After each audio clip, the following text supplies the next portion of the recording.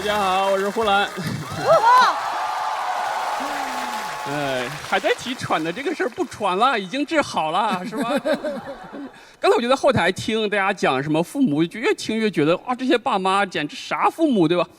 我觉得我妈就挺好的，小时候还跟我说，儿子啊，要是有人打你了，回来跟妈说。我说妈，除了你没人打我了。真是，其他父母打孩子那还是有理由的。我们东北有句话叫下雨天打孩子，闲着人闲着。你下雨天打伞呀，你打什么孩子呢？但是一到下雨天的时候，我就给我爸端茶倒水的，生怕他闲下来。后来总因为这句话挨揍嘛，就去查这句话来历。这句话是什么？湖南、四川那边管鞋子叫孩子，下雨天打鞋子，闲着人闲着。下雨天出不了门，把鞋子好好打一打，晴天不就出门了吗？这是讲逻辑的一句话，传到我们彪悍的东北。一听还能打孩子，太讲道理了。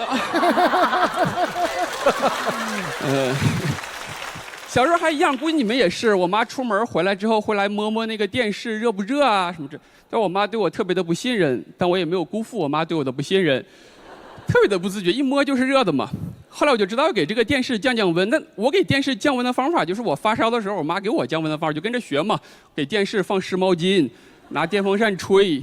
还有一次对着电扇在那儿擦酒精，到后来我妈没办法，我跟我妈没办法出门，她又把遥控器啊藏在家里的某个地方，但基本上她出门半小时之内我就能把那个遥控器找到，我俩基本处于一个谁都防不住谁的状态。后来我妈没有办法，她又把遥控器放包里，天天背着遥控器去上班。我也不是善茬，我去家电中心配了一个遥控器。天天背着遥控器去上学，而且小的时候我们都是一样，你们也一样对吧？父母经常会你拿其他家小孩比嘛，说看看谁家小孩怎么样子。我小的时候已经足够的优秀，做到我妈目及范围之内最优秀的小孩。我妈常常苦于不能拿我跟其他家小孩比，直到后来我妈看到一本书叫《哈佛女孩刘亦婷》。后来我才知道这本书给无数的中国小孩带来终身伤害，就有人没人看过。我给你们讲讲那里面的情节，就是那个哈佛女儿的父母为了训练这个姑娘的注意力，让她双手去抓冰，里面详细记录了整个20分钟抓冰的过程，什么啊几分钟什么好冷啊，几分钟什么嘴唇发紫，什么几分钟啊注意力终于训练成了。我妈看到这儿说：“哎，这挺好，你也来试一试。”她千算万算忘记我是个东北小孩，我最擅长的就是抓冰。给我一个冰，我随便一抓就抓半个小时，抓到后面冰都化了。训练什么注意力？冰化了都没注意到。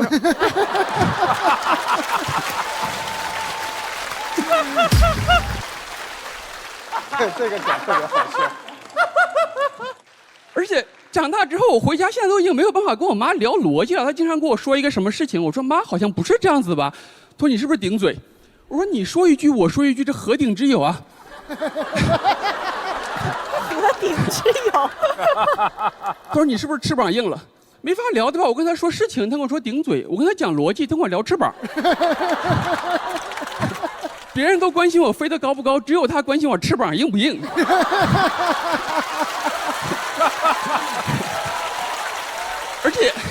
而且长到现在咱们这个年龄，就对父母已经没有什么要求了，对吧？就是儿女不求父母为家做多大贡献的。只要不买理财产品上当受骗，什么都好。我都是特别害怕那些卖理财产品的，因为他们对我妈比我对我妈孝顺多了，嘘寒问暖也不顶嘴。然后我妈说：“你跟人家学学。”我说：“我也不错，对吧？我对我那些客户也可孝顺了。”现在这社会不就这样子吗？每个人都在孝顺其他人的父母。你看嘛，父亲节的时候，我本来就可以悄悄的给我爸发条微信，说什么“爸爸节日快乐”。我为什么要大张旗鼓的还发一个朋友圈呢？就是因为我还有很多社会上的爸爸嘛。我说回来，我真的特别害怕我妈买什么理财产品。前段时间我回家，我妈让她帮她看一个理财产品，我算了算，年化率110%。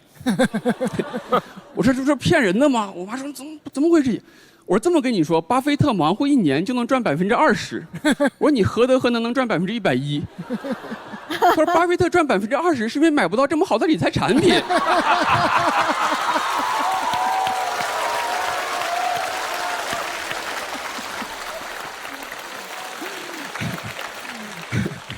我说妈，你不光是金融鬼才，你是逻辑鬼才。东北金融女魔头是吧？还有人花钱跟巴菲特吃饭，我觉得巴菲特应该花钱跟我妈吃饭是吧？现在我想明白了，就回家不聊这些不开心的事情，就陪他做他喜欢的事情就好，就陪他回家看看什么电视剧啊什么之。真的，他看电视剧也特别有意思，他是这个风格的。他看了3、4集之后啊，就忍不住看大结局，看第40集。那能看得明白吗？他就倒着看，39、38、37，越看越明白，看得跟解谜一样。死了的人看上全活过来了。好，谢谢我是呼兰，谢谢。怎么到这儿就停了？一下真正的甲方了。真的就是都说嘛，做生活的甲方，我觉得都做不了生活的甲方，就一天都做不了。你们去看，同样是去挤地铁，早高峰跟晚高峰人的状态都不一样。早上的时候都是雄心壮志的，别碰我，我要去干翻这个世界。晚上的时候往那一靠，被这个世界干得服服帖帖的。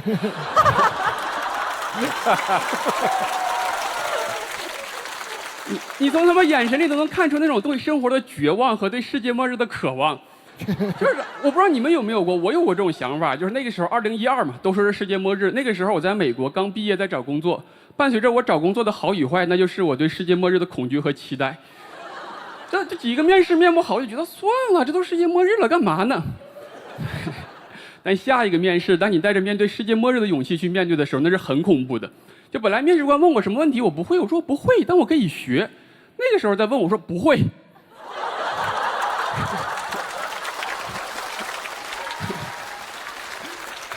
我心想，都这时候了，会个这玩意儿还能逃离地球吗？面试官也愣了，说这人啥都不会，还这么横，那肯定是有过人之处啊。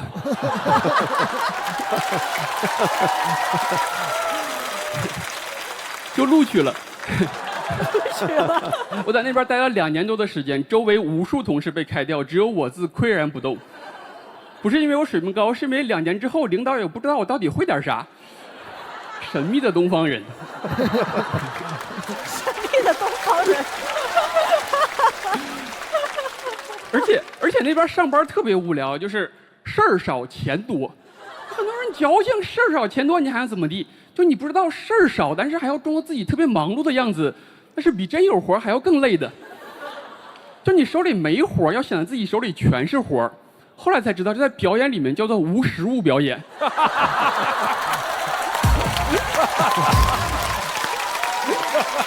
太好笑了。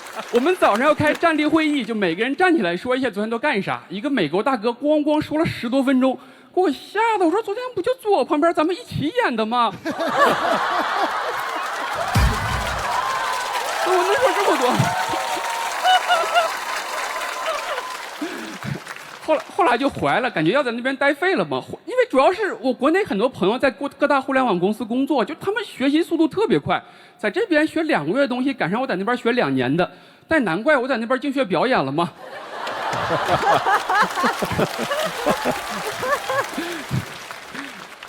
回国探亲也像个傻子一样，看啥都新鲜。早上网上买了个东西，下午就送到了。我还跟朋友在那边感慨，我说这快递就这么快吗？他们说你说的不是人话，那快递不快能叫快递吗？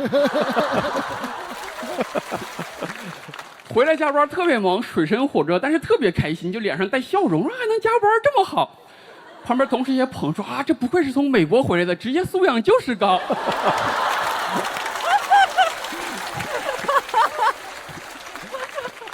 我们真的效率太高了，就是我回来带一个技术团队嘛，就我所有关于技术的理念是在那边构建的。一个之前我认为我需要干2周的活，回来问团队，我说你们大概需要做多久？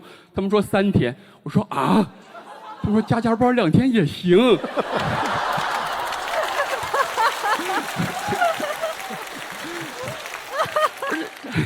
中午就那么一点时间，我想玩一会儿手机，看看综艺，旁边同事在那边自我提升，在那边看罗振宇。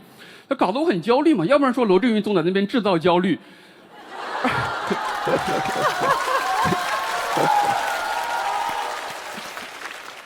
而且罗振宇有这种说辞，他说你看好大家都在午休，现在你选择这个时间来看我，你过几年之后啊，你就跟旁边那些打游戏看综艺的傻子不一样。你帮人学习，你骂我干什么玩意儿呢？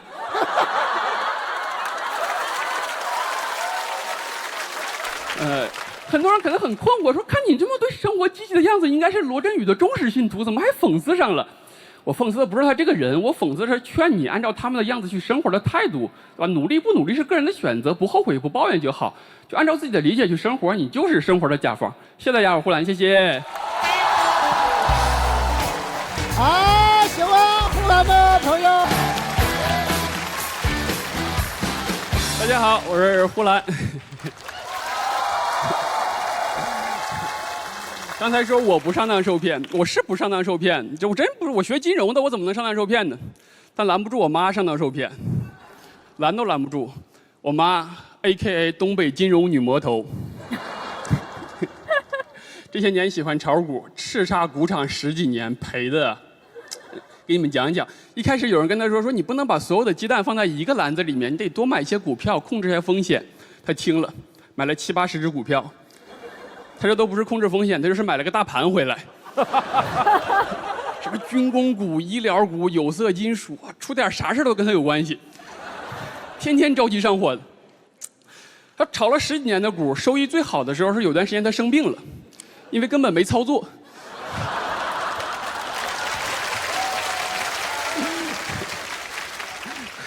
你看嘛，股市里面分什么价值流，分什么技术流，我妈那就是意识流。你要具体细分，有的时候是下意识流，有的时候是无意识流。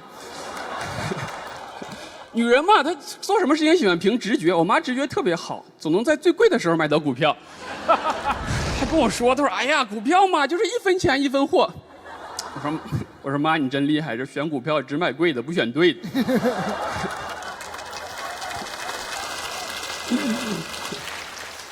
这些年好了，这些年开始不炒股了，开始买什么金融理财产品。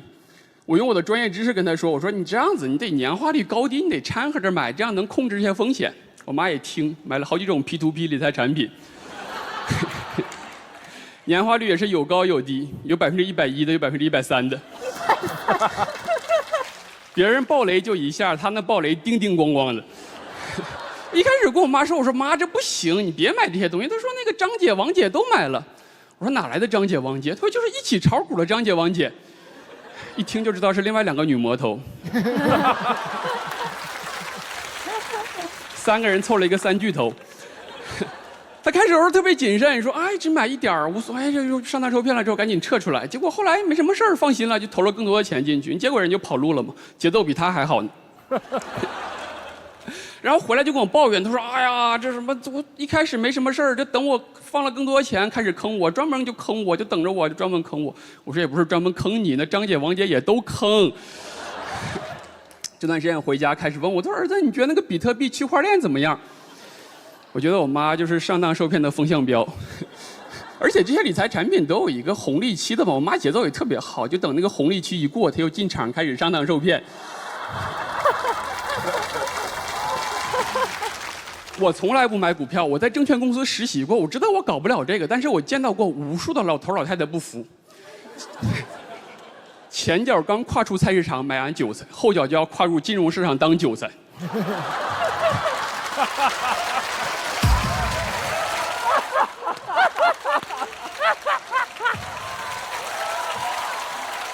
那真是吃啥补啥。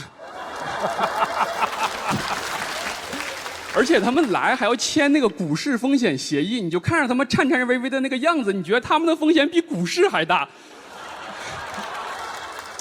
真的很心疼。我就觉得那么大岁数了，然后一到大跌，我们还要到散户室去劝他们，我说爷爷奶奶，你们看，大盘曾经涨到6000多点，跌了一通7、8年也涨回来了，只要你挺住，大盘都会涨回来的。爷爷奶奶一听都傻了，还要7、8年啊？啥挺住啊？爷爷奶奶这个身体怕是跑不过大盘啊！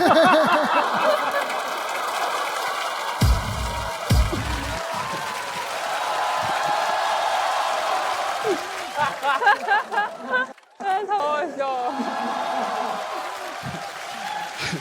还是想和大家说，对金融还是有一些敬畏心，对吧？这个跟法律、医学是一样复杂专业的领域。你就只看见有人对着什么 K 线头头是道，觉得自己是股神，你咋不去医院对着心电图跟人头头是道呢？你去跟人说，你看哈，心跳到这儿就已经见底了，你别看现在跌停，马上就能触底反弹了。家属都哭了，医生啊，你再仔细看看这心电图啊，这哪是跌停啊，这都快跌平了。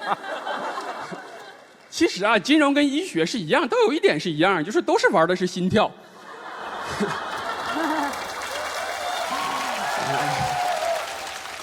为了自己的心跳，别逞能。好，谢谢大家，我是呼兰，谢谢。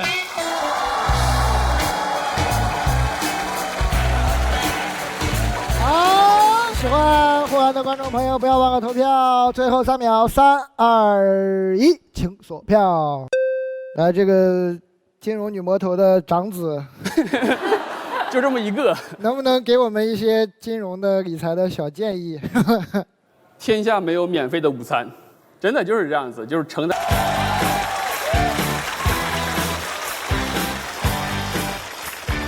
大家好，我是呼兰。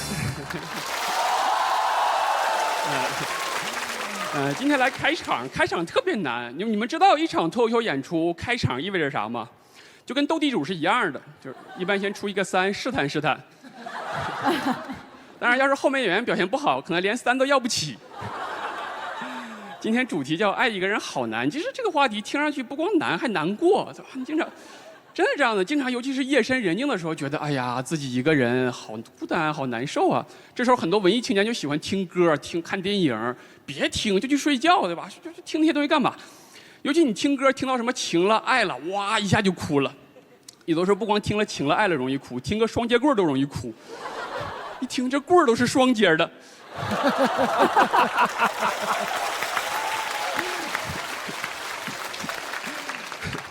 而且有的时候不是难，就是你不知道如何去爱一个人嘛。我发现男生从小就不知道如何去爱一个人。你看小的时候，男生喜欢一个姑娘，他会干嘛？他会去捉弄人家，什么扯人家头发，什么往人身上泼墨水，还往人铅笔盒里面塞什么毛毛虫。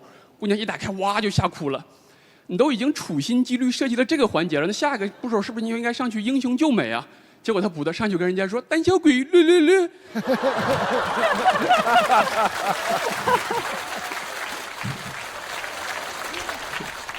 自己还挺美，觉得我真是个小机灵鬼。我从小就想明白这个道理，我不捉弄女孩子，对吧？我就趴桌上睡觉，安安静静做个丑男子。姑娘睡醒了，看到我觉得这小孩虽然挺懒的，但很踏实。你看其他人还有什么特别傻的行为？那时候小男孩喜欢一个女孩，他会传这个姑娘跟另外一个人的绯闻，传着传着就传成真的了。你图啥呢？那时候还没学过什么催化剂，后来才知道这种人就是感情中的2氧化锰。跟他没啥关系，使了一堆劲儿，对吧？产生了一堆化学反应，最后跟他啥关系都没有。后来上中学知道了，长大了就知道不能通过捉弄的方式来吸引姑娘嘛，就开始用一些什么运动的荷尔蒙。你看吧，篮球场上在打球，但凡那边有漂亮姑娘路过，整个球场就开始有一些过激的举动，一个球就不够用了，开始有人传我传我传我。你把球传给他之后，他对自己的能力又有一些不切实际的幻想，想要去扣篮，那能扣吗？人和球直接扣地上了，对着姑娘就磕了个响头。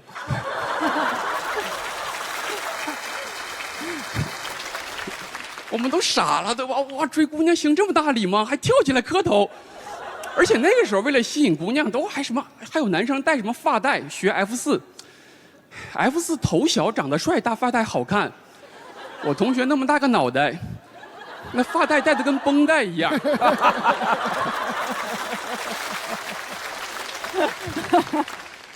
大家总想在女生面前出风头，结果出的全是洋相。姑娘想看道明寺，结果一个个赵四儿在那边争奇斗艳的。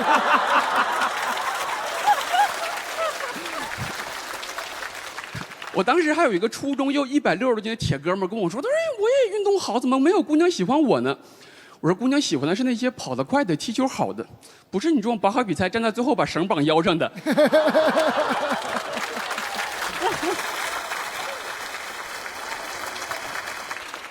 你让姑娘怎么夸你吗？说啊，昨天太帅了，拔河比赛一使劲拉倒了对面8个小朋友。小的时候觉得傻，长大了之后该正常点吧？没有，你们看我这个长相，都有人喜欢，都有人爱，不是因为姑娘喜欢猎奇。只是因为我正常，就在这个社会，只要你正常，就已经比90%的人强了。真的，就你跟其他一群人同时喜欢一个姑娘，只要你正常得体，你看其他人全是自杀式袭击。认识没2天就跑人家楼下什么点一堆蜡烛、弹琴、求交往，你这是在做法吗？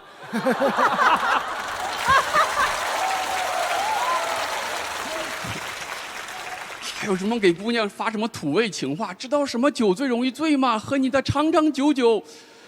太恶心了吧！你这酒不光容易醉，都容易吐。这啥情话？这都不是人话，你知道？而且网上还有什么教程也特别恶心，就别学那些东西。那天我在网上看到一篇文章，写的什么不要学这些土味情话了。我心想，终于看到一篇正常的了。点进去一看，不要再学这些土味情话了，快来学习一些新知识。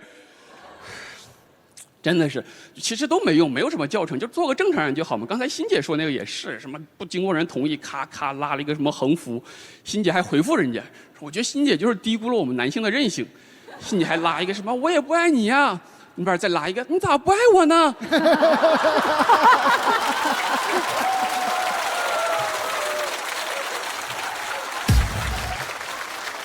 欣姐再发一个点那边再发你快告诉我呀！你不租个10来架飞机，根本解释不清楚。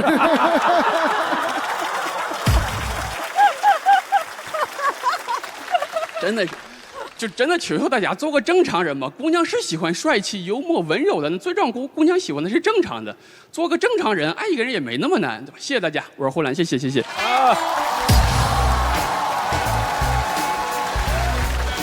带我们来猜一下票数，非常棒的开场，你们觉得是多少票？145那样，我感觉。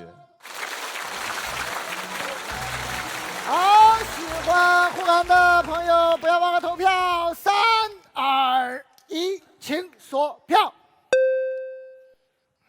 就剩下他输了。其实我跟王建国是很好的朋友，但没办法，比赛特别的残酷。就我们1个多月的时间，很多脱口秀演员已经被逼疯了，但也很多脱口秀演员被逼疯了又治好了。但我们治疗的速度远远赶不上疯的速度。你们听着是不是特别像一道那种小学奥数进水出水的问题？已知我们1周能治好3个脱口秀演员，才能逼疯8个，总共全逼疯需要6周。问如果我们努力1周逼疯10个，全逼疯需要几周？我是算比较正常的，很多人还问说，哎，你怎么还挺正常的？我说是因为我从小是运动员出身。他说那你就知道怎么赢了？我说不是，是我知道怎么输。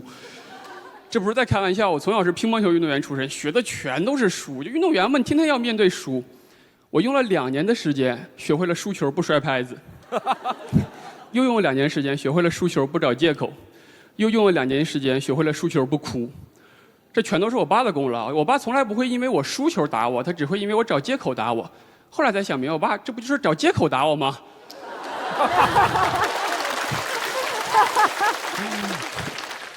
体育很残酷的，真的是这样，大人都很难面对输，更何况一个小孩了。当时我们1年1度的全市乒乓球比赛，256个人，我打了整整3天，打到了16进8，最后决胜局输了2分，输给另外一个小孩。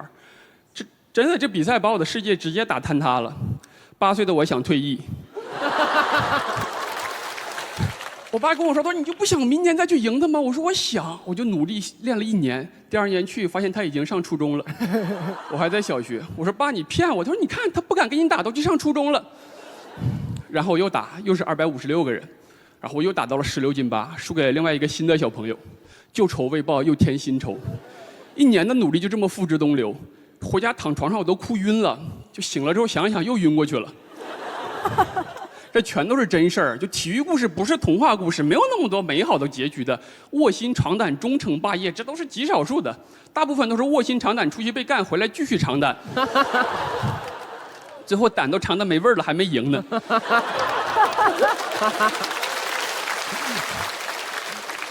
你看嘛，什么没赢过 NBA 总冠军的，没拿过世界杯的，千年老二李宗伟都不容易，冠军就1个，哪那么好拿呢？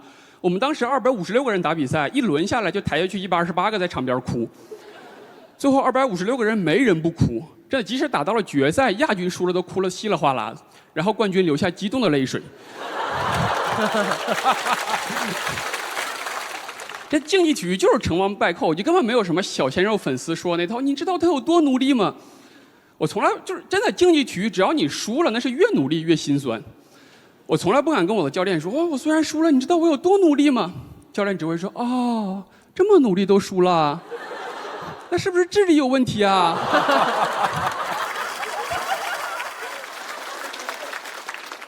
我从小到大打乒乓球基本没拿过什么冠军，但是每次比赛问我说目标是啥，我说我就要拿总冠军。后来我去国外读书，寻思跟美国人打乒乓球总归能赢吧，结果碰上的全是中国留学生，可狠了，都可狠了，都是在国内拿不到冠军的。我在校队，我就入选了校队，我是校队的一号选手，因为我们是一个中国教练，他喜欢用田忌赛马的战术。结果出去打比赛，对面也是个中国教练，他也用田忌赛马的战术。我跟对面的1号打得死去活来的。我本来随便打打就算了，对吧？打着打着，好像能打得过他。对面也是相同的感受，我俩觉得我打不过关张，还打不过你刘备吗？旁边观众也看得特别兴奋，快看快看，两个下等马打成这样。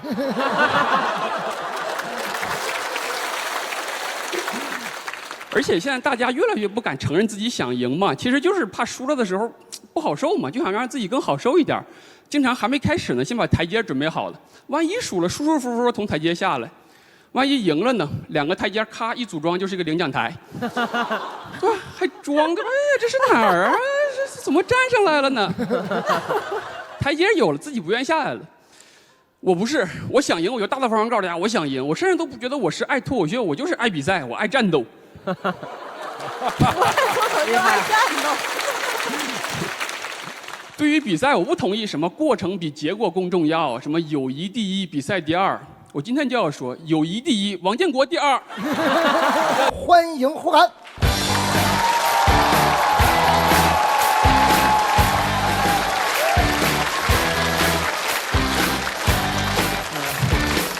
大家好，我是呼兰。哇，今天题目叫“笑是生活的解药”，就是喜剧节目总很喜欢搞这种题目嘛，就是夸大笑的作用嘛，就是啊，笑可以治病，笑可以解忧愁，其实就是来骗你们看这种节目的。你们想想看，为什么这个节目我们放在每周日晚上的8点钟播出？就你再不笑来不及了。工作了，我真来不及了。我真的比赛比到这个时候，真的已经弹尽粮绝了。3天之前比赛，3天前我这稿子还一塌糊涂。傍晚的时候给我爸发微信，我说爸，我真写不出来了，把我写的乱七八糟的发给他了。我爸都没说安慰我一下，他回了我，他说我在外面应酬，等我回去我给你写一篇。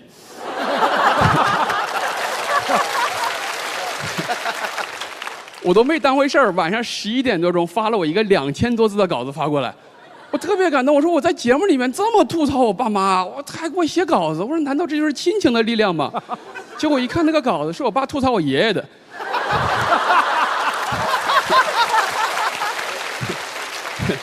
这都不是亲情的力量，这是喜剧的力量。我给你们讲一小段我爸写的，我不敢全讲，是因为我爸还想拿剩下那部分参加明年的脱口秀大会。别人听我说啊，他小的时候条件差，在农村，家里非常艰苦嘛，偶尔能吃一顿鸡蛋酱。我奶奶特别节约，做鸡蛋酱不舍得放鸡蛋。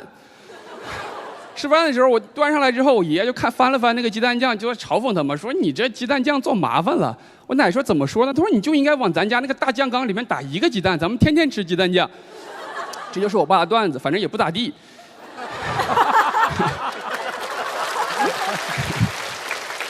哎呀，好的话剩下我不就都用了嘛，对吧？我又不傻。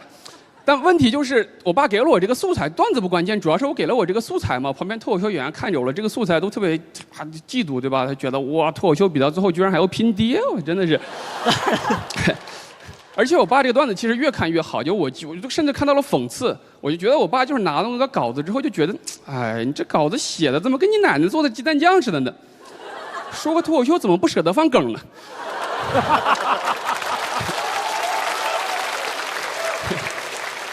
你这脱口秀都写麻烦了，你就找本字典往里扔一个梗，天天能说脱口秀的。但说实话，这事儿我真的很感动，就是祖辈父辈生活这么不容易，我爷爷鸡蛋都搞不到，还不忘记搞笑，这是多大的乐观，对吧？真的，我再给你们讲我另外一个小事情。我小的时候在东北，我爸有一次来了一个英国的客户，然后随便吃了2顿饭之后，然后英国人就飘了，觉得说，哎呀，就中国这酒也不好喝，中国人也不能喝。我这2天都没喝多。我爸觉得这么合理的诉求应该得到满足啊，就去跟他喝。临行前还问我说：“就咱们东北那些喝酒的那些绕口令，什么感情深一口闷，感情浅就是舔一舔，感情厚喝不够，感情铁喝吐血，用英语咋说呀？”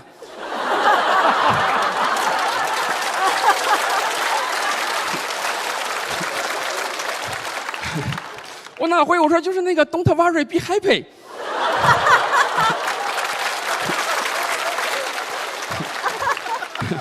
然后直接去了，真的那天就喝到位了，直接把老外喝进了 ICU。都不是我爸的问题，是因为我爸去了之后，老外咣喝，我爸只是陪着，我爸还劝他说你多吃点菜。我爸也不会说，我爸只跟他说你 Don't worry, be happy。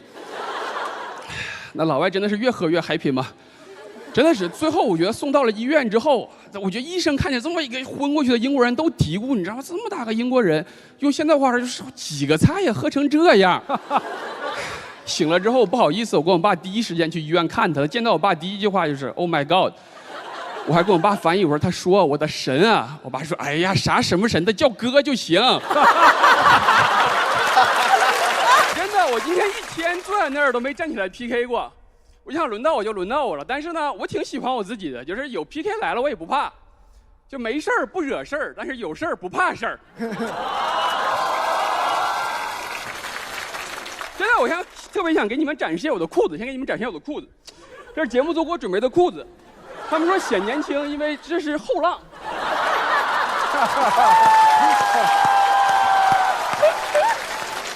我跟你讲讲我去年做的事儿吧，除了一些，我去年还在巡演，有朋友知道我在巡演对吧？对，我去年年底开始巡演，第一站选了我的老家东北，就想给着东北人民带去一些快乐。去了之后才发现，东北人民根本不需要快乐。短视频跟直播蓬勃发展，表面上已经很难看出东北老工业基地的痕迹了。唯一老工业基地的痕迹就是遍地的老铁。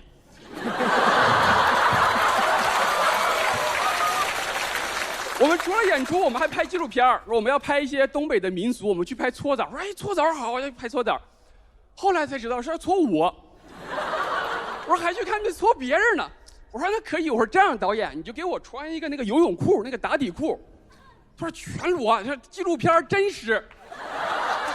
我说咱们纪录片的主旨是真实记录，不是记录真实。他们说没事，后期给你打马赛克。他说你心理负担这么重，是不是怕被认出来？我说一个人在澡堂里面不穿衣服这么走，还有很多机器拍他。再不认识，是不是也想多看两眼啊？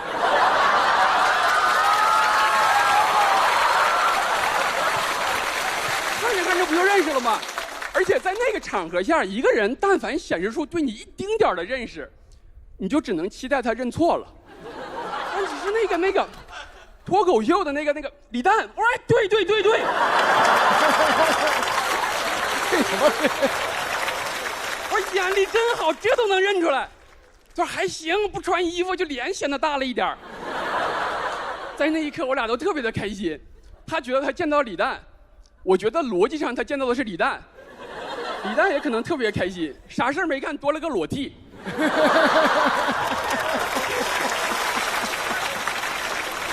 我们都商量好了嘛？我们商量好了之后去澡堂。东北澡堂其实挺好找的，就是你开车在城里逛，长得最像教堂的那个就是澡堂。真的，这都是什么哥特式澡堂。我们上午去的，水池子里面有大爷在那边泡了。大爷一看年轻时候就是个狠角色，就眼睛里面写满了故事。身上也写满了故事，跟我们讲了一些他年轻的时候事儿，纪录片一个都播不了。我说导演，马赛克还是用来挡大爷的脸吧，我不重要。导演也很愁，你说在这个水池子里面，大爷的脸要挡，身子也要挡，拍出来观众还以为我们拍的是尼斯湖水怪呢。然后去搓澡嘛，搓澡其实也很有意思。现在搓澡跟以前不一样，完全不一样。以前就是干搓嘛，现在你一躺，小哥说咱家有盐搓、奶搓、红酒搓，我说你就给我使劲搓，别整这些虚头巴脑了。我说你之前干啥的？他说之前是干烧烤的。我说你这跨度还挺大呀，你这整的都是我们的核心科技。我说能整得来吗？他说哎，差不多，都是一面弄完了再翻过来弄另外一面。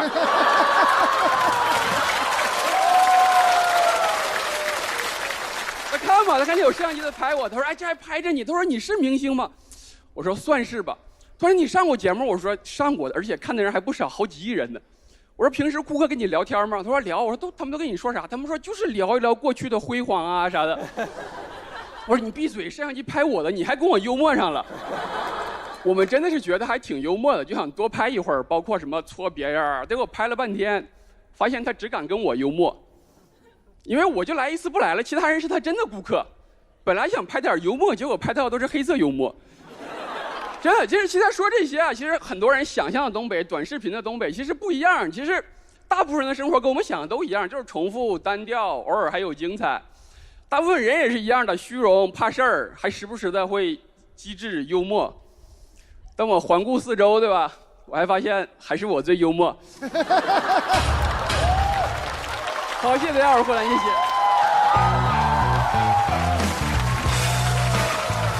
交给观众了，博安老师反正挺危险。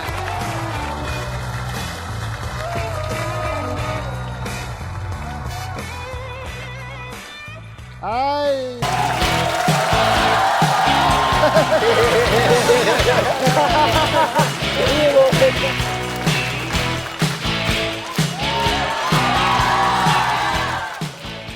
大家好，我是呼兰。我觉得老四刚才学完我自己有点不会走路了。我们比赛到现在了，我们这组这10个人还挺强的，对吧？哥哥、建国、庞博啊、杨丽。刚才他们在那边叭叭的跟这个保持距离，跟那个保持联系。我跟你们讲，我们组这10个人最近就是保持距离、保持联系。真的，比赛结束就好了，6个人保持距离，4个人不再联系。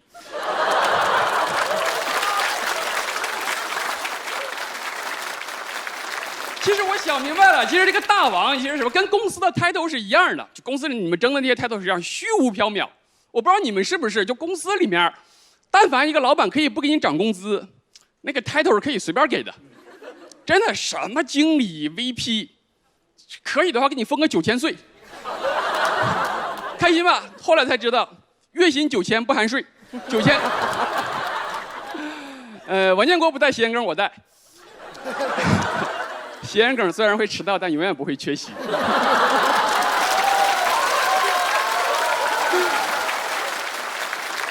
真的是这样子，而且经常我前段时间跟一个同事去聊天，跟他去吃饭，他说他们部门新去的公司，部门5个人，3个总监。我说你是去理发店工作了吗？刚才庞博还说去李诞家喝酒，那是不懂技术的。我和我前同事都已经开始云喝酒了，就一群人用微信那个头像，一堆人喝还好，就还在那边喝。千万不要1对1的去云喝酒，真的喝到后面他一张大脸，我一张大脸，我俩都喝出一种上坟的感觉。我说我去上座了，哎呀，你怎么走了呀？现在啥都是云，云喝酒、云蹦迪、云养猫，还有云睡觉。云睡觉就是一个人直播自己睡觉，然后一群不爱睡觉的人就看他直播，咣咣打赏。我开始真不知道，我朋友还问我说：“你知道那个躺着睡觉就能赚钱的是啥云吗？”说啊，是马云。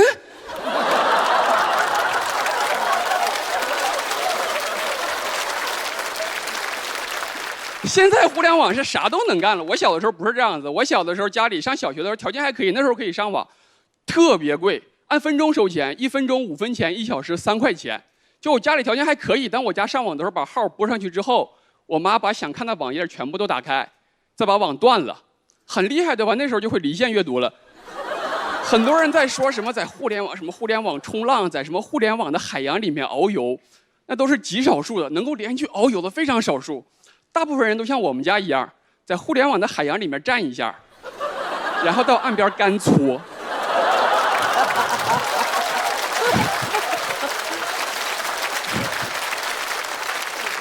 现在的互联网怎么说呢？我觉得我就是个海王。住海里了，你知道，天天啥事儿都知道，真的不知道的事儿，热搜也会让你知道的。你经常看那个热搜，事儿里的人我不认识，为了了解这个事儿吧，我还得先去查查这个人，什么刘洋半藏森林出轨，你们知道对吧？这俩人是谁，我真不认识，我得先去查他俩是谁，然后跟着大家一起去生气。而且我看到这第一眼的反应，真的这是刘洋半藏森林里出什么鬼啊？而且最近什么同桌高考舞弊，别说同桌我不认识，同字儿我都不认识。而且他是高考出问题，我看了都心慌，这字儿我都不认识，我也是高材生啊。而且我知道很多人你们都一样，娱乐圈一半的明星都是通过热搜认识的。另外一半呢是通过吐槽大会。但基本上上了吐槽大会之后呢，也都会陆陆续续的上热搜，对吧？而且热搜上面是有标签的，就是那个什么营销号，就是那个一个井字，对吧？一方面是为了传播，一方面是现在的互联网真的是30个字以上的就已经不爱看了，100个字以上就已经看不懂了。去年就脱口秀大会就这档节目，我演完一场，然后后来要发微博，他说工作人员说你把你的卡段发到微博上，我就发了。发完之后，那个工作人员说：“老师，胡兰说你还再加个标签儿。”我说：“加什么标签儿？”他说：“你就要加一个呼兰太好笑了。”我说：“我忙活了7、8分钟干啥呢？”后来还真的因为呼兰太好笑了上了热搜，还有人来骂我，是因为他是呼兰人，就我们老家那个地方的。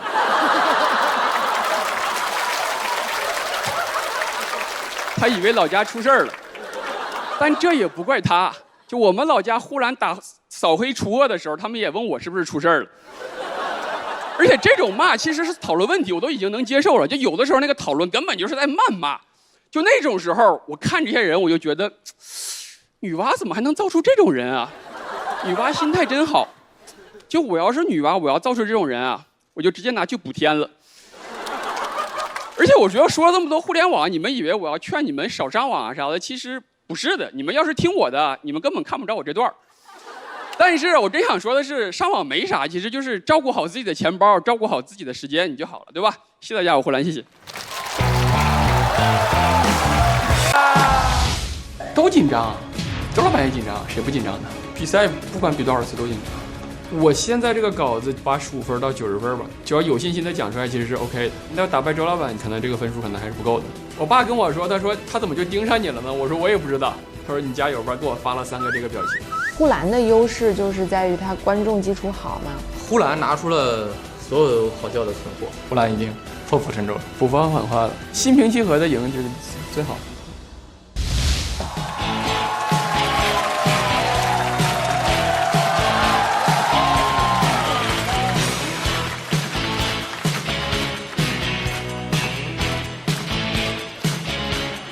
大家好，我是呼兰。这一季比赛对我来说特别艰难，因为周奇墨就追着我炒 CP， 但是我又不想跟周奇墨炒 CP， 我只想跟王建国炒 CP。你们知道吗？就我们脱口秀演员炒 CP 还有名字的，就是这么几个破脱口秀演员炒 CP 还是有名字的。我之前跟庞博炒过 CP， 叫兰博基尼。我跟建国还有名字，叫剑兰春。这好，啊，这期真的对我来说太难受了。就是我去年还留下了一些段子，去年我讲了一些什么金融理财的，还有很多朋友感谢我说是因为这些段子帮他们家里脱离了金融的苦海。今年年初还有朋友发我私信说他爸爸今年年初想炒原油，就把我的视频给他爸看了之后，他爸就不炒了。我看完之后心里就很复杂，因为我自己买了原油。我买原油真的不是为了什么写段子体验生活，我就是想抄底。我的几个高材生朋友真的是研究什么国际形势、宏观经济，研究了2周，说啊可以抄底原油。后来我说亏成这样，我说你们咋研究的？他们说他们在知乎上面研究的。我们7、8个人吧，还拉了个群叫抄底小队，后来才知道那是自杀小队，最后面那个群变成了维权小队。就你们知道那一天，就油价低成负数的那一天，我们那个群里就整个就是兵荒马乱，就是所有人都在卖，没有任何的交易技巧，就是无他，为首快饵。我说为首快饵，这个好像在哪篇课文里面学过。我说就是写咱们的，是卖油翁。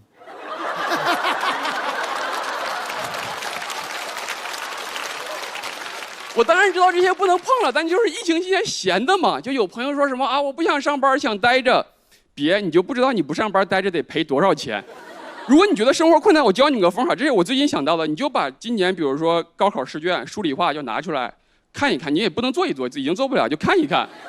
你就告诉自己说，你还曾经会过这个玩意儿。另外，你再想想，生活再难，客户老板再刁钻，怎么可能刁钻得过一个光滑的小棒穿过磁场，又发热又发电？最后问你功率是多少？真的别让自己闲下来，闲下来真的。我去年有段时间没工作，然后我就开始作，真的就我去看展。你说那个现代艺术展是我这种人能看得明白的吗？在看展的期间，我对着一个拖把足足欣赏了5分钟，还没欣赏完，一个阿姨过来把拖把拿走了。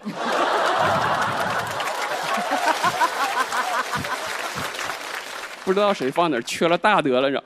看展玩还玩的什么腰酸背痛，然后我就说啊，那找个地方按摩吧。我去找按摩，我就会找一个装修还比较漂亮的店去按摩。进去之后，我会问他，我说你们这边都有什么项目啊？他大概率会回我一句，他说我们这边是正规按摩。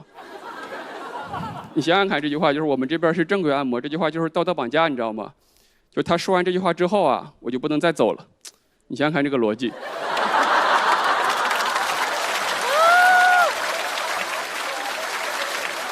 不跟他说，他说我们这边是正规按摩，我咔扭头就走了，对吧？我说巧了，我找的也是正规按摩的。然后没经验嘛，他说你要找什么师傅？我说我不知道，没有预约。但你要知道，你一旦说没有预约，他一定找1天都没上过钟，力气最大的那个大哥就是横着出来的。我趴在那儿差点给我摁吐了。我说大哥你轻一点，他说你湿气重，给你摁完你就舒服了。我说大哥好像摁完你舒服了，对吧？最后摁太阳穴，咣，特别使劲太阳穴。我说大哥太阳穴就别这么使劲儿吧。他说你湿气重，我说脑子里又没水了。我那一天第一次知道为什么太阳穴叫太阳穴，是因为那个大哥咣给我使劲儿完，我真的在这2个地方看见2个太阳。啊，后来还没有灯啊？这个有点苛刻。这个太慌了，关键是越讲越慌，你没有灯。我真的还闲到什么地步？后来就是琢磨，疫情期间没事儿，我还减肥，就是看出来吗？就基本上差不多就失败了，对吧？就是我就特别喜欢姑娘这种，你知道吗？就是一个人要减肥是需要周围朋友鼓励的。我特别喜欢姑娘这种一见面就开始说胡话，哎呀，你又瘦了。他说你哪瘦了？你瘦了。我看在旁边，我坐在旁边就特别想掏出来一个秤，争什么争？称一称，对吧？而且说实话，一个人决定开始减肥之后，就是最难受的不是这个人，是他家里的那个秤。反正我一天得站上去8遍。我早上起来之后，我就站上去称一称，然后去上厕所，上完厕所过来再称一称，再算一算。我突然有一天幡然一醒，我说我称的不是体重啊。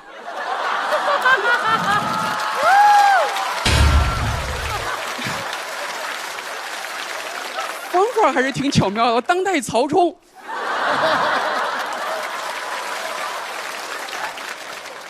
而且，真的减肥的时候到半夜特别难受，饿得难受。这个时候你就应该喝一杯蓝河绵羊奶，对吧？营养健康，成人也能喝。鼓吧，赚钱不容易，这个经济形势。哎呦我的天！但不知道嘛，就想叫外卖，就晚上饿想叫外卖，心里纠结，叫吧身体不健康，不叫吧心理不健康，躺在那都快舔那个床了，你知道。后来我去查历史，夜宵始于唐朝，人家很合理对吧？然后唐朝人以胖为美，唐朝人太厉害了对吧？控制不了欲望就改变审美。这还不拍啊？这也不拍。我就在想说，有一天我们再也逗不笑你们了，真的别再尴尬讲这些尬的段子，对吧？我们就说，对吧？听脱口秀笑有什么本事，对吧？你憋着不笑才好，对吧？要再做一档节目，笑不起来真好看，对吧？可能已经做出来了，对吧？真的，你看我就是经常有人说我喜欢工作，我不是喜欢工作，就是我没事的时候，你看我给你找的这些自己的这些事儿，真的不靠谱。有的朋友说，哎呀，你跟生活较劲，总保持一个姿态，你该向生活低头，你就向生活低头。你不行，你再抬起来嘛。趁生活不注意，你再低下，你再抬起来。我说大哥，你这好像不是在向生活。我调出来之后，我还挺喜欢这个稿子。你对稿子喜欢的话，整个心态啊，人的精神面貌啊，其实也会不一样。好嘞，台上见吧。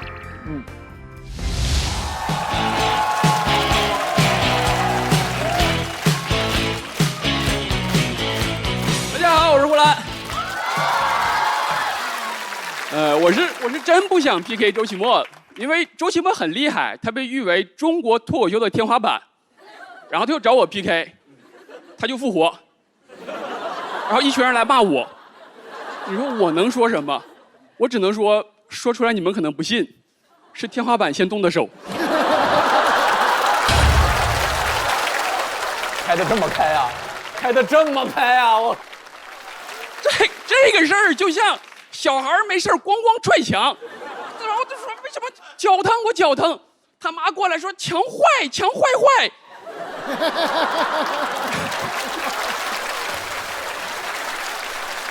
那个墙怎么能欺负人呢？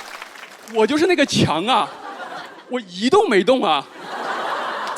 不说了，我真生气，我就说我自己，我上周过生日了，过了我31岁生日，谢谢大家，谢谢大家。其实没啥，其实很正常。直到晚上吃饭的时候，我爸妈开始祝我身体健康了。很多网上都说嘛，过了30岁之后，我公司就开始不重用你了，机会都留给年轻人。我开始不信，但你看看今天这个情形，受到重用的年轻人早已晋级。一群中年人在竞争一个可以跟年轻人竞争的机会，老兵不死，他们只会自相残杀。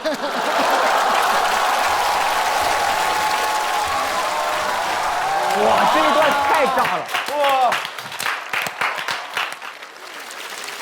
我真的很羡慕年轻人，就20多岁全职说脱口秀，为了喜剧梦想。我30多岁，我辞职说脱口秀，我心态已经很好了。但有的时候我看着镜子里的自己，也会对自己说：“卿本佳人，奈何作贼。”真的，网上有那个什么鸡汤文嘛，什么俞敏洪31岁才创立了新东方，张朝阳32岁才创立了搜狐，你急什么急？你说我急什么急？留给我大器晚成的例子都不多了。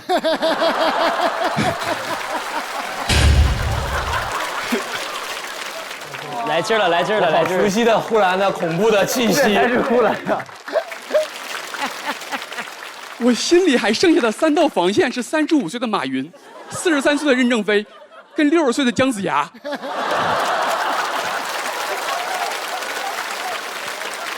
而且30岁的时候，真的跟你小的时候聊天的东西都不一样了。你们肯定好奇，我跟建国喝酒，平时都会聊点啥？一定是文学啊、梦想啊？不是，我们也会聊社保。对。有一次我喝多了，我说我真不想干了。建国，你干嘛？你要么还得找别的地方去交社保。我想想也是哈、感谢社保维系了我的脱口秀梦想。但我跟建国经常有那种惺惺相惜、英雄所见略同的感觉。但是我们学过历史，知道英雄和英雄之间是不会聊社保的。刘备3顾茅庐不会是刘备说来吧，来实现人生梦想，诸葛亮不来；来吧，来实现宏图霸业，说不来；来吧，社保公积金给你交顶格，诸葛亮说鞠躬尽瘁，死而后已。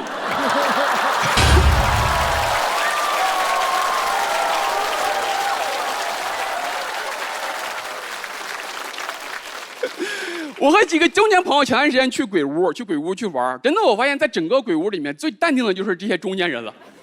真的是他知道生活比鬼屋残酷多了。就那个 NPC 那个鬼咔一出来，年轻人啊吓得四处逃窜，那个中年人就这么看着那个鬼，就像他们面对生活的态度，跑不动也跑不掉。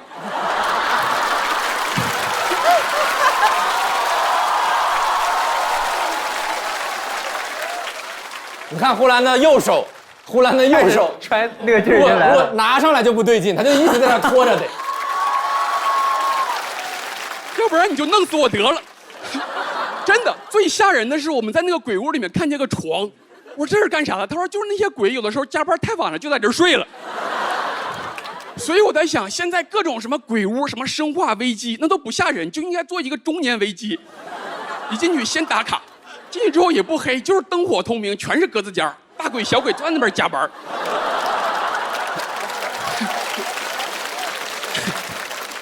没有什么恐怖的音效，就是键盘声，就穿插着什么噔噔噔噔噔，叮叮的声音。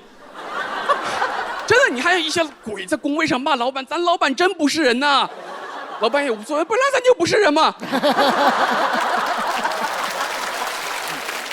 还能看到有些鬼，由于工作疲劳，已经印堂发黑了，疯狂地掐着自己的人中，生怕自己猝死。真的，你跟工作人员说啊，这太恐怖了，还有没有别的场景？带你往里走，咔窜出个小孩抱你喊爸爸爸爸，我要上好学校。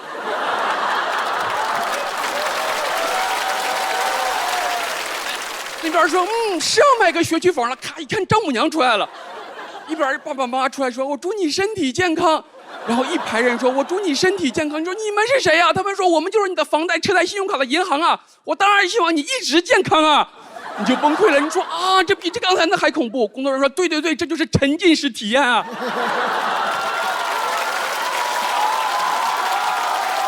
我想工作，想加班，我想要福报。你这一套体验完，回到现实生活，你都会爱上上班。去公司，老板说能加班吧，996。你说鞠躬尽瘁，死而后已。好，谢谢大家，我胡兰西。哇，3鞠躬，谢谢。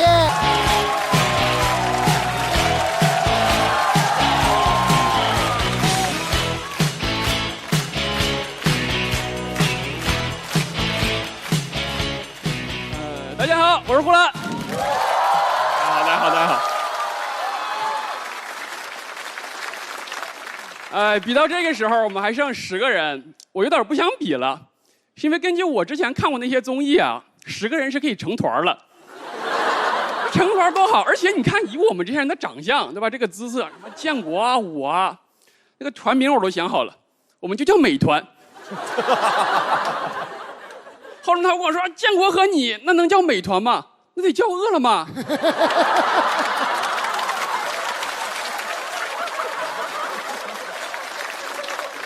我们说题目，我们这期题目叫请别遗憾离场。真的，我还一开始问导演组，我说这是张博洋给我们出的题目吗？真的，这个题目挺残忍的，而且我经常会嘛，我一个老演员出来，现在动不动就说啊，你作为一个老演员怎么样子。你们可能想象到吗？我是一个从开始到现在才说了3年的脱口秀演员，现在已经给我扣上了 OG 的帽子。你们见过一个3岁多的小 OG 吗？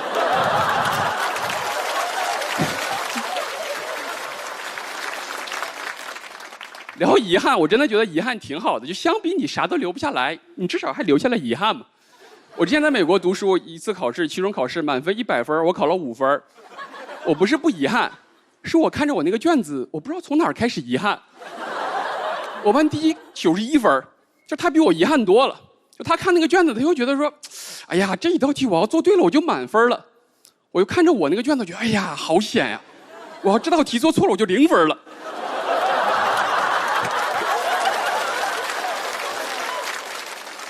而且人家考91分，都觉得自己不够努力。我考了5分，我觉得自己有点过于努力了。你们能理解吗？就是答了2个多小时，最后得了5分。教授说交卷的时候我还在那儿写呢。后来同学们嘲讽我说我是用尽了全力才让考出的成绩显得毫不费力。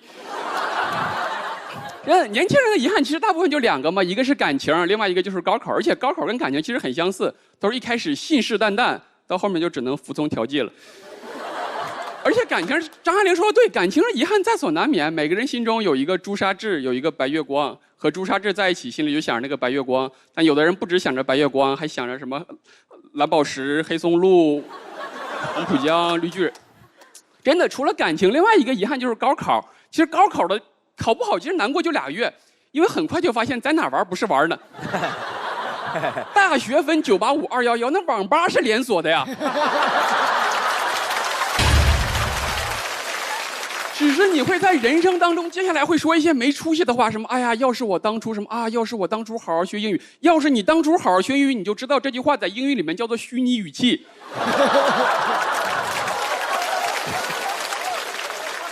外国人听不懂真假，还用过去时表示虚拟语气，不像我们中国人，只要你听到什么我不是跟你吹，你就知道后面全是虚拟语气。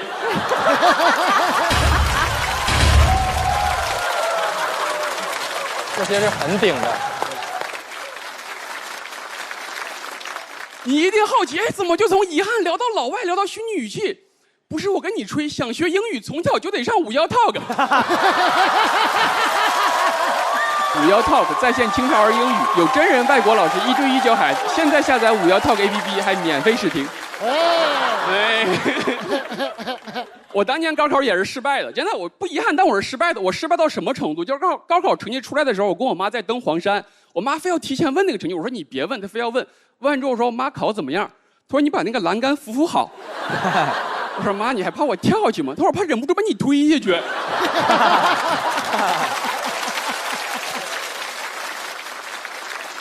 后来我妈说假期多读点书，送了我一本余华的《活着》，对吧？我不知道你们，反正我现在还在做梦又去参加高考这种噩梦。我现在大概以每个月1次频率还在做这种梦，那我快成月考了。真的就做这种梦，什么去了之后摩擦力不会，古诗词不会。刚开始的时候特别害怕，跟我爸说：“爸，昨晚做梦去参加高考，那古诗词也啥也不会。”我爸说：“你都还算好的了，前2天我做梦作文都没写。”他高考毕业都40多年了。后来我跟我爸说：“爸，这高考真的是咱们的梦鬼啊！”他说：“那念梦魇。”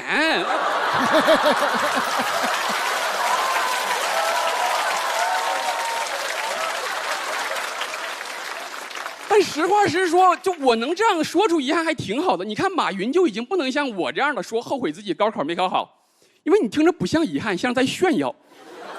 而且他成功之后越来越有遗憾，哪有遗憾，哪有快乐？你看我们努力工作赚钱，买一个随心飞，开开心心。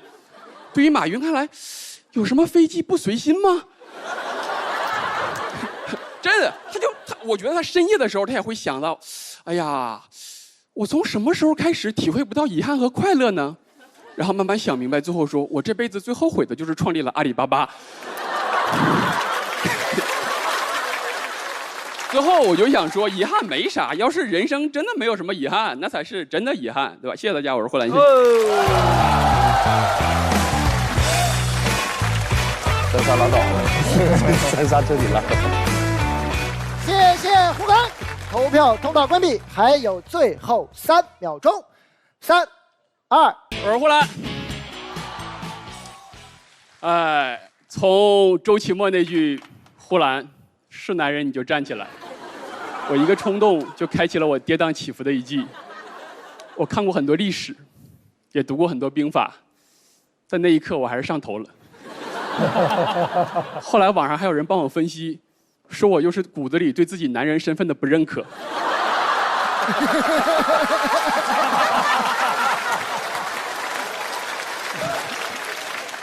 我也没有想到，竟然是为了证明自己是男人，一步一步走到了决赛。真的是有的时候走得太远，差点忘记了自己为什么要出发。我很感谢周奇墨，逼出了一个更好的我，而他为了逼我，自己用了3条命。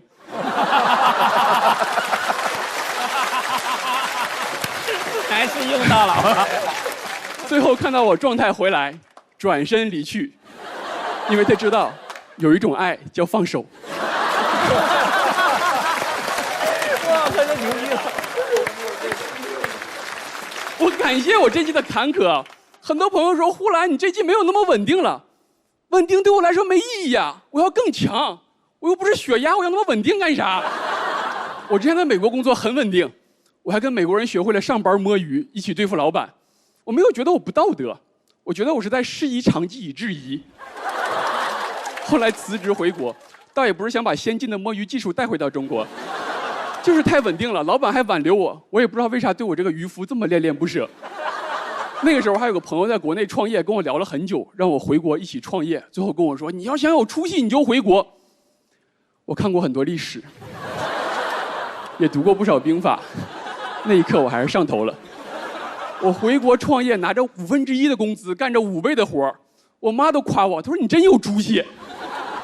她还嘲讽我，她说要不要扫扫你的2维码支持你创业。后来做了几年之后，赚的是多了，也没那么忙了，但觉得工作变稳定了，又没啥意思了。然后我知道了脱口秀，我发现说脱口秀连工资都没有，这事儿不是稳定不稳定，这是刺激啊。刚开始我一天晚上赶3场开放麦，我妈还问我，她说你这一晚上多少钱？我说3个地方要不打车骑小黄车的话6块。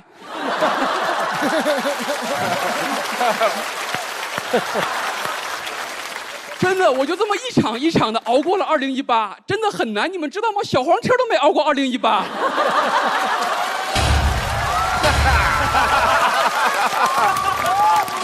可以，还是有的顶。后来慢慢脱口秀也顺了。李诞有一次喝酒跟我说，他说来吧，全职说脱口秀。他说你放眼望去，有谁比你强？我看过很多历史，也读过很多兵法。那一刻我还是上头了。我去年在这个舞台说，我就是爱战斗，我不是爱脱口秀。我今天才发现，我可能不是爱战斗，我就是爱上头。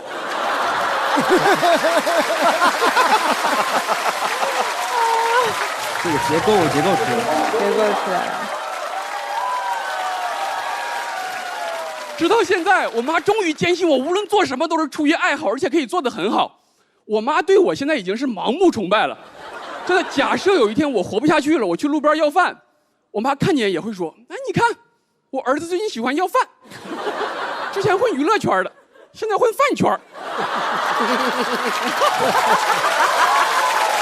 他也接应了。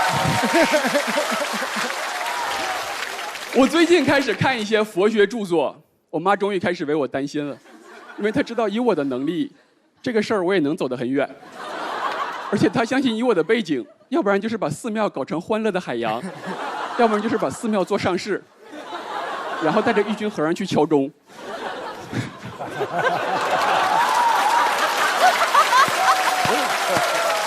功成身退，大隐隐于股市。刚才我听罗老师的脱口秀，我其实还挺感慨的，就是我这个爱折腾的性格也多多少少受到罗老师的影响。就我对罗老师表达热爱的方式，就是在他直播间里疯狂买东西，我连面膜都买过。开始还有点不好意思，后来想明白了，我就是骨子里对我自己男人身份的不认可。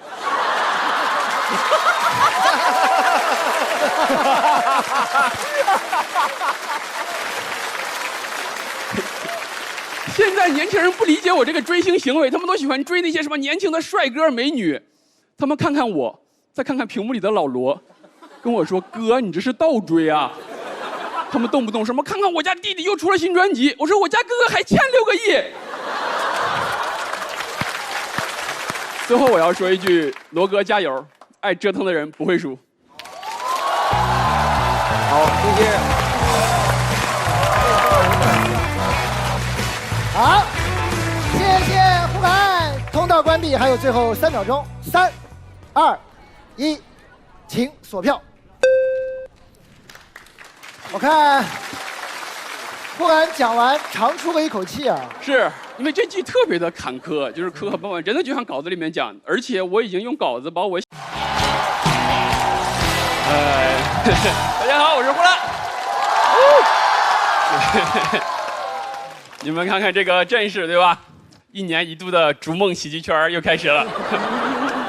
今年来了这么多人，一部分原因是因为脱口秀火了，还有一部分原因是因为何广智火了。何广智是让徐志胜都看到了进军娱乐圈的希望。徐志胜刚才说难看啥的很坦诚，真的，我第一次看见徐志胜，我的感受就是，当时我害怕极了。我说这是3体人打过来了吗？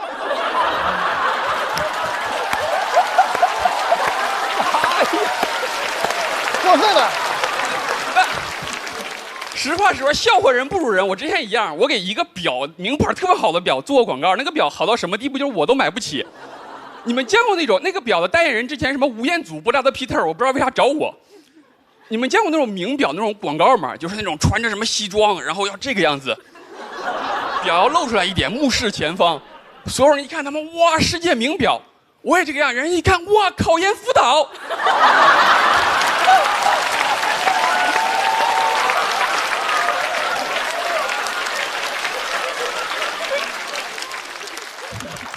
而且你们今天看到那边，可能还看到就是还有朱一蛋老师，朱一蛋老师在那边，哦，在那边。我不知道除了脱口秀还有什么东西能让他和我们这些人比起来。他们说这是行业内卷，我说这应该是阶级矛盾。之前我一直不理解啥是内卷，我这不说啥是内卷。有一次我彻底明白了，我在我家楼下看见2个阿姨在遛狗，一个阿姨对狗说坐，那狗咔坐下来了。另一个阿姨对她狗说 sit， 那狗咔也坐下来了。我看着第一只要回家学英语的狗，我一下理解了什么是内卷。就第一只眼神，那个狗的眼神都不是哀怨，是不解。大家都是狗，你这是干啥呢？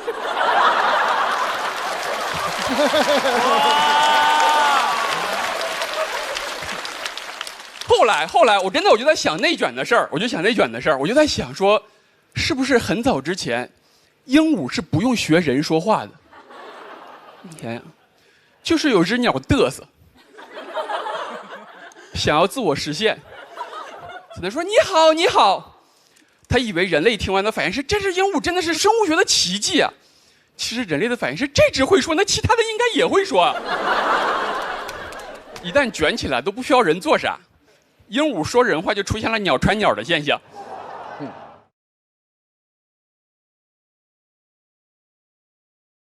当鹦鹉习惯了天天得说你好的时候，又有只鹦鹉跑出来说恭喜发财，恭喜发财。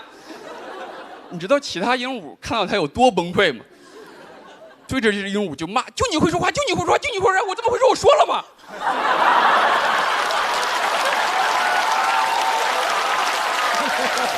还有灯吗？还没有吧？现在鹦鹉已经到什么地步了？我前段时间看视频，有会说北京话的，有会说河南话的，还有会学狗叫的。我说你学这玩意儿干啥？我看那个鹦鹉一会儿对着人说人话，一会儿对着狗汪汪汪，给他忙的。我说你是给他俩当翻译呢？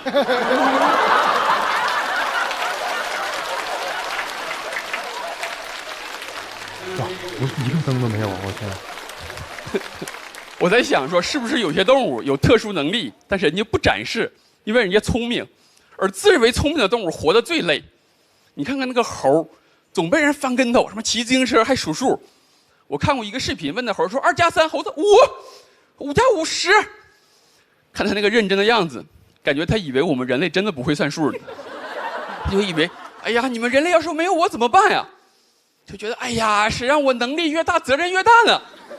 旁边还有老猴子教育小猴子，哎呀，你也一样像他一样好好学习，长大你也要去北京动物园。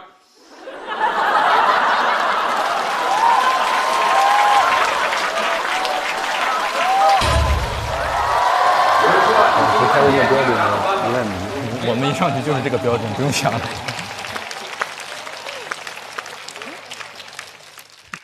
有人说你说了半天，你有啥好办法？我没有办法，对吧？你们看我这个行为，通过讲一个讽刺内卷的段子，目的是赢得一个非常内卷比赛的胜利。无论我赢我输，其实都是内卷的胜利。当然，我也给我这个行为起了个名字，叫莫比乌斯卷。谢谢大家，我出来。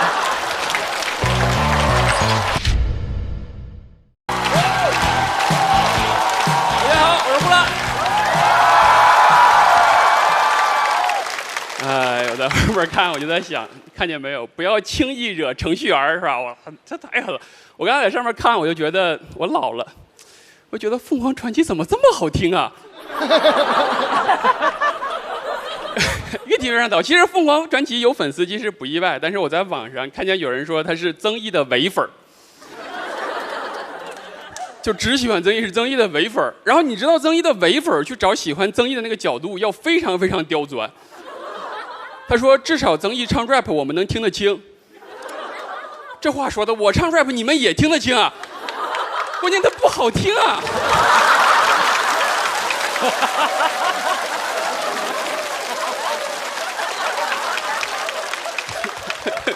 不聊我们哈圈这些事儿了，对吧？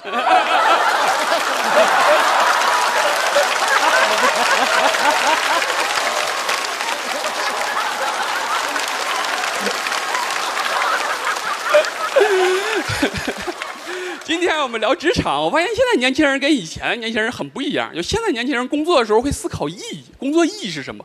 他想不明白，他宁愿不工作。前段时间我在马路边上喝酒，来个年轻人，我说你做什么的？他说我是诗人。我就知道没有工作嘛。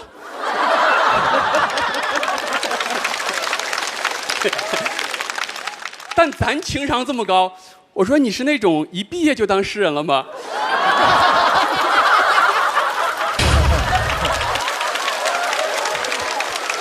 他说是，我说诗人稳定对吧？至少。后来他跟我聊，他说他是东北的，我说那也算是个边塞诗人了，是吧？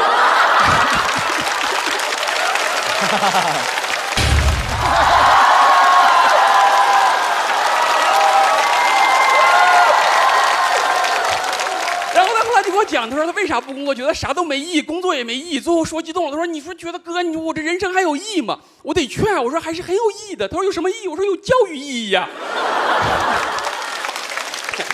对我来说，都是先做事儿，再去想这事儿有啥意义，意义有多大，完全取决这事能做多大。我刚开始说脱口秀的时候，一部分原因是因为上台说脱口秀可以不用抢票。谁知道一路说到今天，你现在记者在问我说你当初为什么说脱口秀？我说那是为了把欢乐带给人间啊。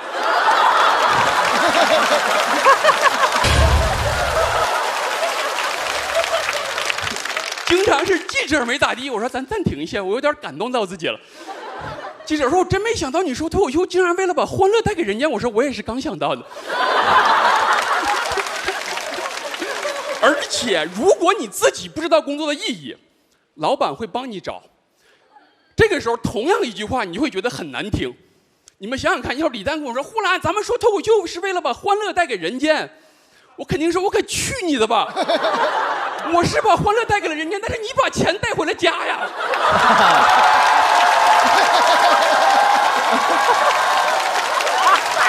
拍早了，他的拍灯点有点多，都无灯可拍了。李诞很聪明，不会说这种话的吧？但是很多大佬挨骂，就是因为他不知道赚钱和说话你只能占一样，对吧？所以说现在老板说啥，员工都不信。他说你最近表现不错，是不是想让我多干活？最近表现不好 ，PUA 是不是 PUA？ 肯定 PUA。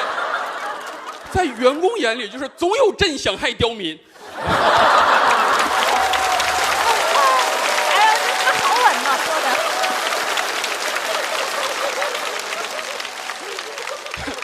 所以说，做老板就少说话。我干活你给钱，我加班你给加班费，就这么简单。我加班到半夜，你说这是福报。我说然后呢？他说然后好人一生平安。你要这么说我就来劲儿了。那我也不干活，月底就拿钱，你也别说我上班消耗饭，我这叫职场化缘。化缘讲究的是一个缘，你老板遇到我不是我的问题，那是你要渡的劫。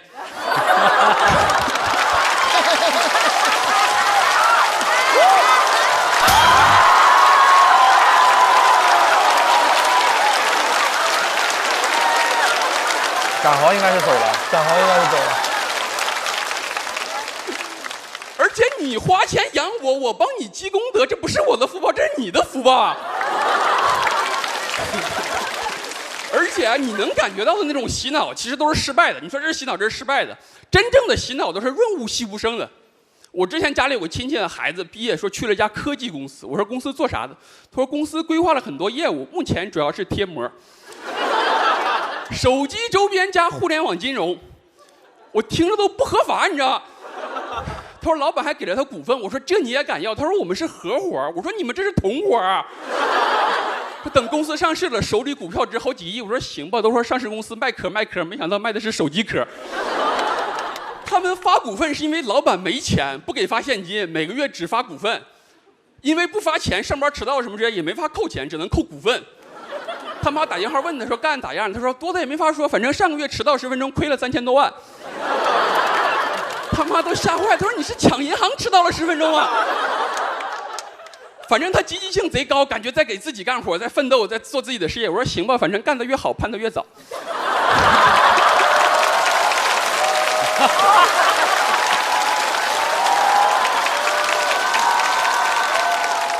我觉得我这个弟弟很快就会发现老板在骗他，然后变得虚无，然后认为全天下老板全是骗子，然后最后成为一名诗人。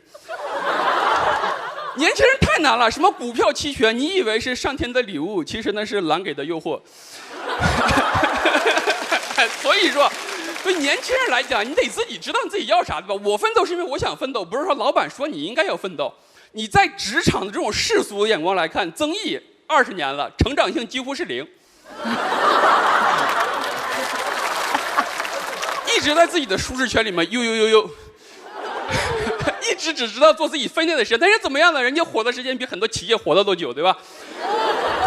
对于老板来说的话，即使为了生态平衡，你们也少骗一点年轻人。当狼把羊吃光了，狼就是羊，对吧？好了，谢谢大家，我回来。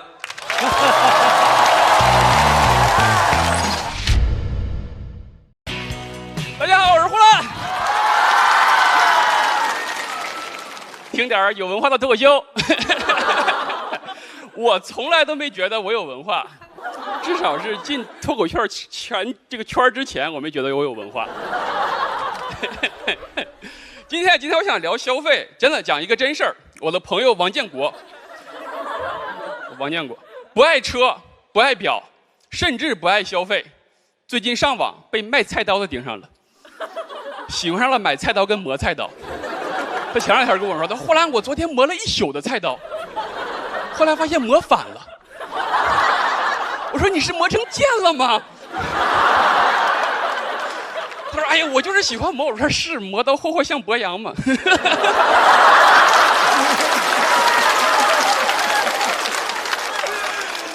实话实说，我还不如他呢。我自己最近爱上了买 NBA 球星卡，就是你不理解是吧？很简单，就是一个纸片上面画着人儿。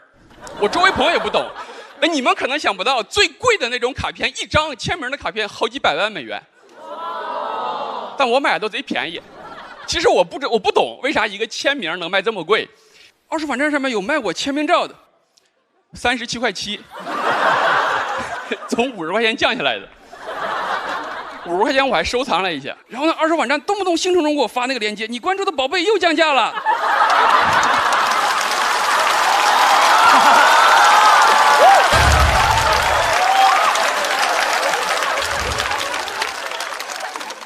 球星卡不是球星卡对吧？那是青春，很简单，就钻石。钻石为什么那么贵？它是爱情，钻石象征爱情已经很荒谬了。现在不提品牌名字，现在有的品牌打的广告是一生只能买1次。买这个钻石需要登记身份证，我开始不知道，我说登记身份证这是怕我沉迷吗？不管怎么说对吧，消费主义你该买还得买对吧？这个对男士说，你该买还得买，你不能跟女朋友说，哎呀，我跟你讲那个钻石啊跟煤本质上都是碳。女朋友说，那你跟王一博还都是人呢。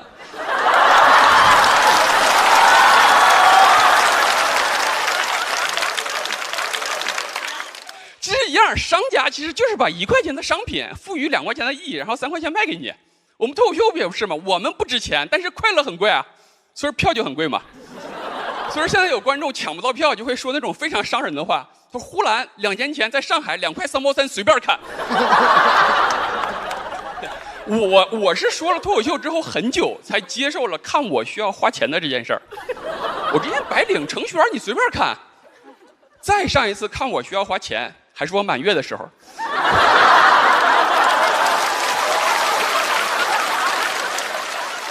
再从我们现在掏出钱，方法太多了，那商家无所不用其极。我前段时间去了一个书店，书店现在都已经开始出书的盲盒了。那一刻我都已经惊了，真的，我这惊了。我说知识能这么学吗？学啥知识？看命啊，命运改变知识啊。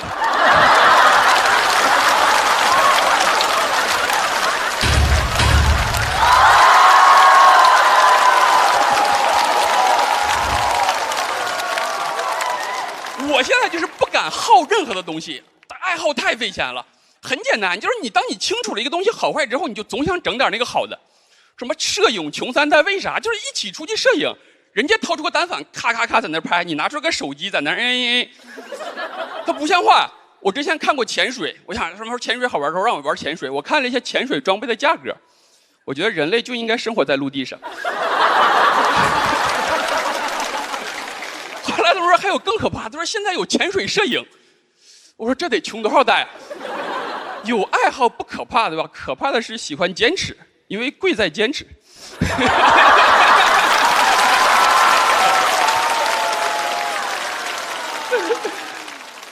我带着我兄弟王建国的遗志，我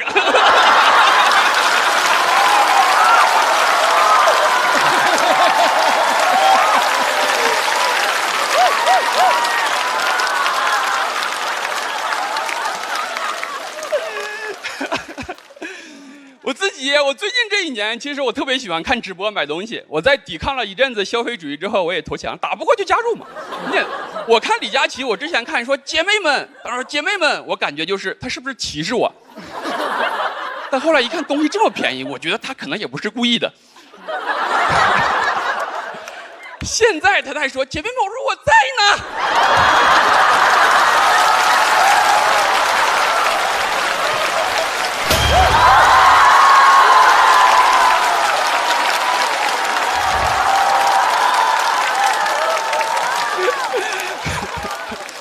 我觉得现在直播真的就是经济学奇迹，你知道吗？就是很难看到这个东西，就是顾客和商家都觉得自己赚了。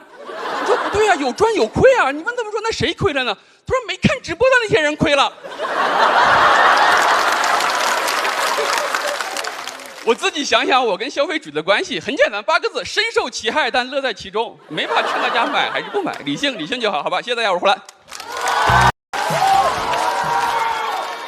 大家好，我是串儿。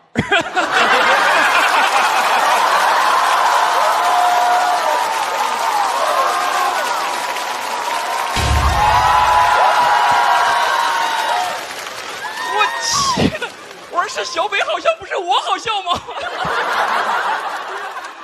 节目播出，收到很多人有反馈说呼兰有文化，哪有啥文化？我跟你讲，啥叫有文化？同学聚会，人都是我在清华研究量子，我说我在效果研究段子。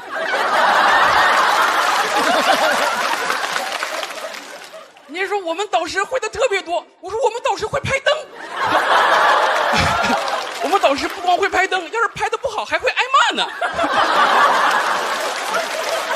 其实我们去想所谓的学霸学渣，其实学渣都挺阳光的，学霸有的时候反而挺阴暗的。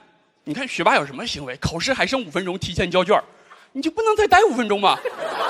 学渣提前交那是吹响回家的号角，学霸提前交卷那是杀人诛心。我本来就没剩几分钟了，我看你交卷又耽误了1分钟。你们看学霸还有什么行为？考试开始10分钟，他开始就老师第10题好像少了个条件。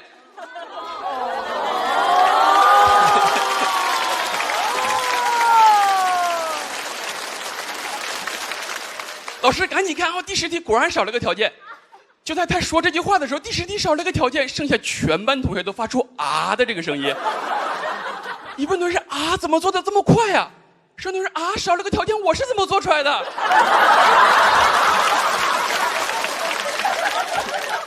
而且一考完试，学霸还特别喜欢一起对答案，选 B 选 C 吵起来了。学渣快乐多了，最后一题我没做，哎，我也没做，咱一样。我之前在美国读书，我就是学渣，真的。期中考试满分100分，我考5分。我跟我妈说考5分，我妈以为我又考雅思了呢。就我这个成绩，美国同学可喜欢跟我玩了。他们觉得，哎，这个中国人挺不一样的。他们说光看成绩还以为你是美国人呢。就看我考5分，我答了2个多小时，题我都看不明白，写的满满当当的。反正我的理念就是，你让我看不懂，我也让你看不懂。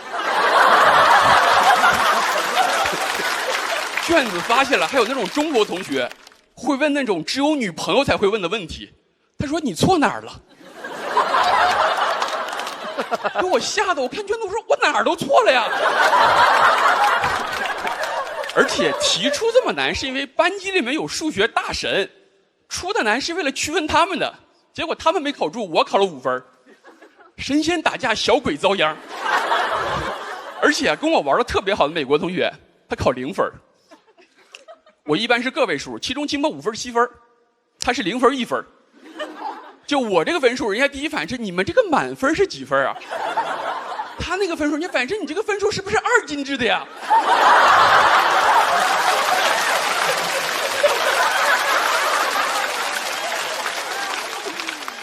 就我俩这样，还去图书馆通宵去备考呢。我俩从行为上叫用功，从物理上叫无用功。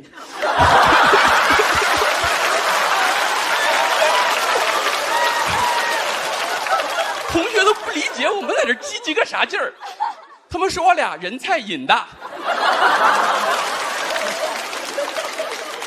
也不怪他们，学霸去图书馆天经地义，学渣去图书馆你最后考那么几分，我还得解释我无意占用公共资源。说实话，我俩在图书馆其实真没学啥，就是骗自己我已经尽力了，跟过年熬夜是一样，都是走个形式。我俩都不是在图书馆里通宵，我俩就是在图书馆里面守岁，祈求吉祥好运。我那个美国同学学着学着打瞌睡了，我说这么快就拜起来了，最后摇着咣一个头磕桌上了，把自己磕醒了。我说我也不了解你们这边的风俗，反正我们这边的神仙应该是已经收到了。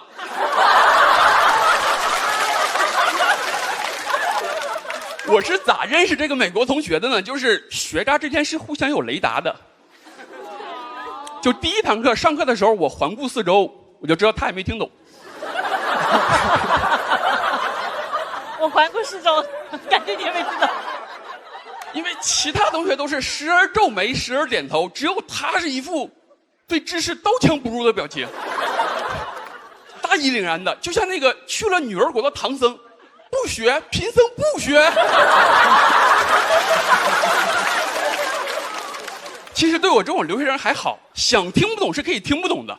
对我美国同学太难受了，全都听得懂的，又啥都听不懂。学着学着又这样。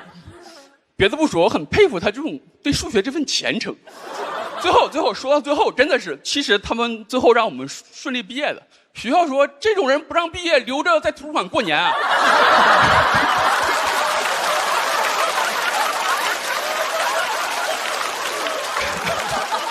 我今天啊讲这个我是学渣的故事，就是现在会听人说什么呼兰学霸有文化，我怕我听着听着自己就信了。我不是啥学霸对吧？我充其量最多就是毕业之后没有放弃学习。谢谢大家，我是呼兰。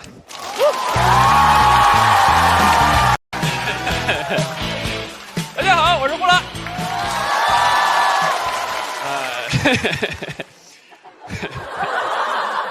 想说啥呢？脱口秀火了，朋友们，我也火了。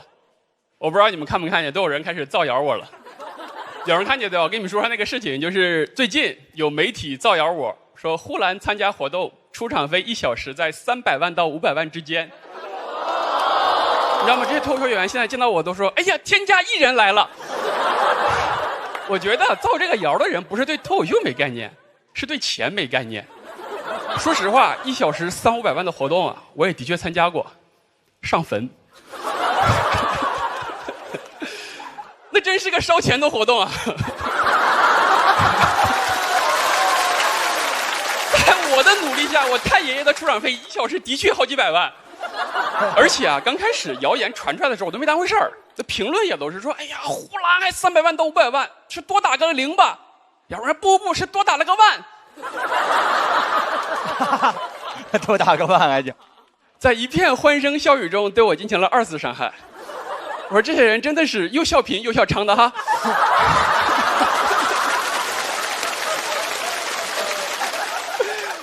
后来传着传着不对劲儿了，有人真信啊，评论就有人说这个人是谁不认识，但应该抓起来查查。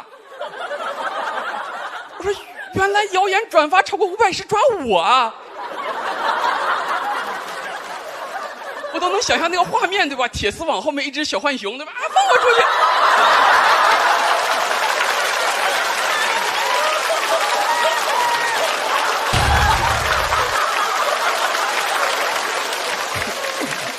我朋友说抓你都是庆幸的，因为网友判案一般是枪毙，而且得是立刻枪毙，再晚一点枪毙事情就反转了。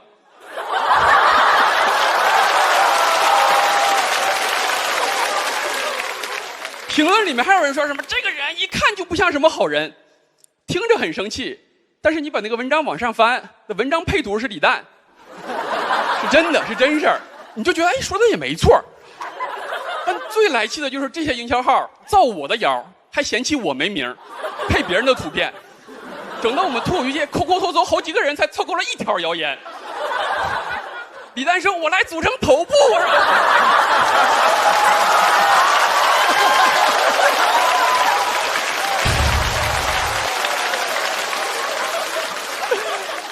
遇到这种事儿，你见过就是人家正经艺人的处理方式都是什么？已经在写律师函了，等着被起诉吧。朋友问我说咋处理，我说已经在写段子了，等着听吧，可好笑了。其他这些选手都懵了，你知道吗？因为比到这个时候，大家都没东西了。他们说你们怎么还能天降素材呢？他们说这事儿是不是你自导自演的呀？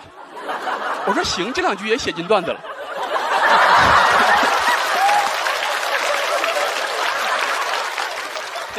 后来这件事情实在传得太广了，公司出律师函辟谣，就你们能想象吗？脱口秀也有这么一天。要出律师函辟谣自己没赚这么多。而且就在出律师函的那一刻，我就认识到了我自己人性中的阴暗，就是有那么一刹那，我不是特别想辟这个谣了，有点舍不得这份虚荣。就像我妈，她还把造谣的文章发到家庭群里面，她的本意是怕亲戚看见产生不切实际的误会，但她发完还正打算要解释呢，群里的亲戚已经开始鼓掌祝贺了。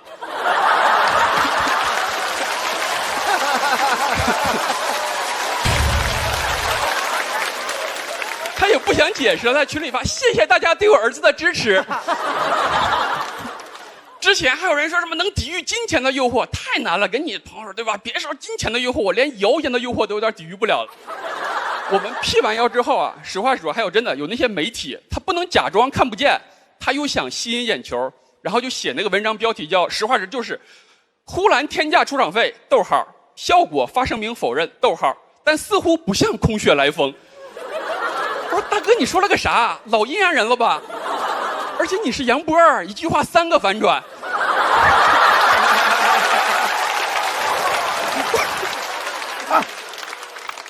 杨波讲段子真是一波3折。而且实话实说，这种标题最扯淡，这种逻辑是最扯淡，对吧？张嘴就能来嘛，什么呼兰天价，效果否认，但苍蝇不叮无缝的蛋。呼兰天价，效果否认，但一个巴掌拍不响。你这种逻辑伶牙俐齿的我也只能想到一句话，对吧？就是你要这么想，我也没办法，对吧？而且啊，最后啊，其实说实话，我也呼吁不了什么媒体少发那个不实的信息。从根儿上说，大家喜欢看谣言，其实我想看，我也爱看，毕竟人家说不传谣不信谣，但没说不看谣嘛。说明可以看，对吧？但就是看的时候稍微想想到底合不合理，对吧？但凡有点蹊跷，麻烦你慢点转发，这样子我们 P 起来也不用那么累，对吧？